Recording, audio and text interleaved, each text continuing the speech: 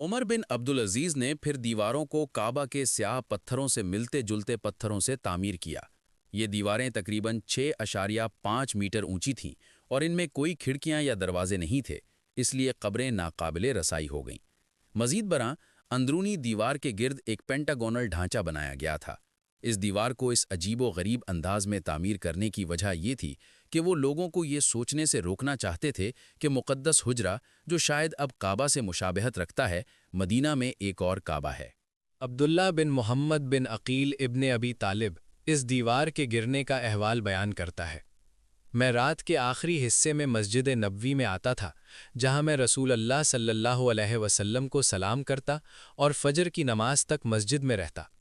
بارش کی ایک رات میں جب مغیرہ بن شعبہ رضی اللہ عنہ کے گھر کے قریب تھا تو میں نے ایسی خوشبو سونگھی جو میں نے پہلے کبھی نہیں دیکھی تھی۔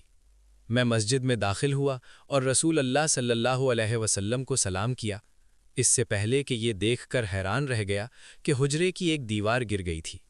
میں حجرے کے اندر گیا اور ایک بار پھر حضور کو سلام کیا۔ تھوڑی دیر بعد مدینہ کے گورنر عمر بن عبدالعزیز دیوار گرنے کی اطلاع ملنے پر وہاں پہنچے۔ اس نے مقدس حجرے کو کپڑے کے ایک بڑے ٹکڑے سے ڈھانپنے کا حکم دیا۔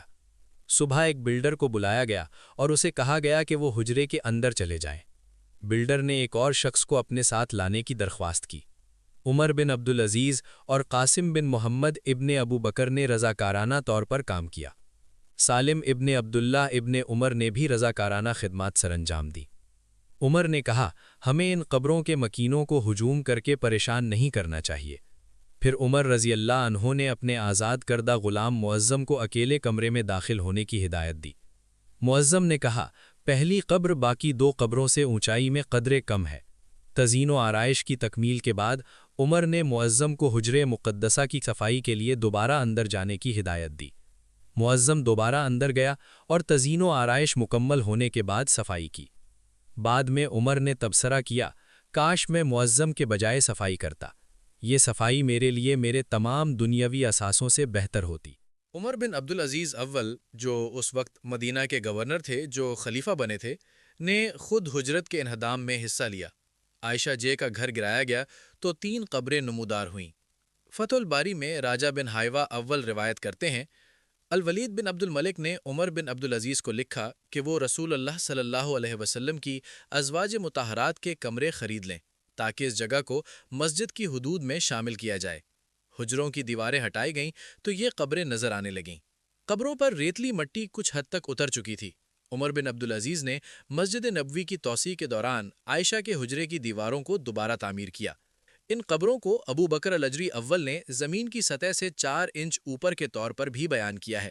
جب دیواریں دوبارہ تعمیر کی جا رہی تھیں یا دیواروں کی تعمیر کے بعد مشرقی چادر کی دیواریں بنی ہوئی تھیں، دیوار کو دوبارہ تعمیر کرنے کے لیے ایک بنیاد کھودنی پڑی جس پر ایک دریافت ہوئی۔ عروہ بن زبیر اول بیان کرتے ہیں، عمر بن ابی انس اول بیان کرتے ہیں کہ وہ مسجد نبوی میں تھے۔ اس وقت صحابہ کے بعض فرزند جیسے ابو سلمہ بن عبد الرحمن اور ابو امامہ بن سہل بن خارجہ ابن زید اکٹھے بیٹھے تھے۔ وہ رو رہے تھے اور آنسوؤں سے ان کی داڑھیاں بھیگ گئیں۔ ابو امامہ اول نے کہا کہ کاش وہ اس خیال کو ترک کر دیتے تاکہ لوگ عمارتیں کھڑی کرنے سے باز آ جائیں اور دیکھیں کہ زمین کے خزانے ان کے ہاتھ میں ہونے کے باوجود اللہ اپنے نبی سے کیا راضی ہے۔ مدینہ منورہ اور دنیا بھر کے مومنین جمع ہوں گے، وہ نبی کریم کی کفایت شیاری کا مشاہدہ کریں گے اور مادی لذتوں کی لالچ اور ایک دوسرے سے مقابلہ کرنے کی حوصلہ شکنی کریں گے۔ اموی دور میں 91 ہجری یعنی 711 عیسوی میں نبی کریم صلی اللہ علیہ وسلم کی مبارک ازواج مطہرات کے مکانات جو رسول اللہ صلی اللہ علیہ وسلم کے خاندان کو وراثت میں ملے تھے، اموی خلیفہ الولید ابن عبد الملک کے حکم پر متنازع طور پر خریدے گئے اور منہدم کر دیے گئے۔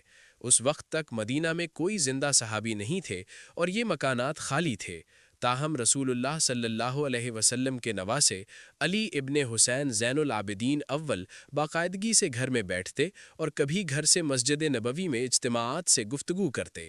جب اس کی خبر مدینہ میں پھیلی تو اہل مدینہ غمگین ہو گئے اور شہر مبارک کی فضا غم سے بھر گئی۔